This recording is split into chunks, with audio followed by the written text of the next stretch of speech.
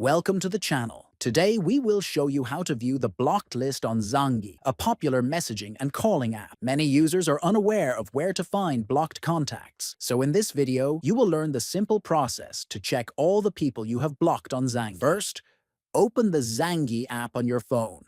Once the app is launched, look to the top right corner and tap on the three-dot menu. Next, a drop-down menu will appear. From here, select the option labeled Settings to enter the main settings menu of the app.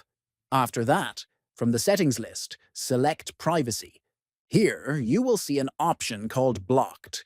Click on it, and you will be able to view all the users you have blocked on Zangi. If you want to unblock someone, you can manage it from this screen as well. Follow these steps whenever you need to review or update your blocked users. Remember to subscribe to the channel, like this video, and share it with friends.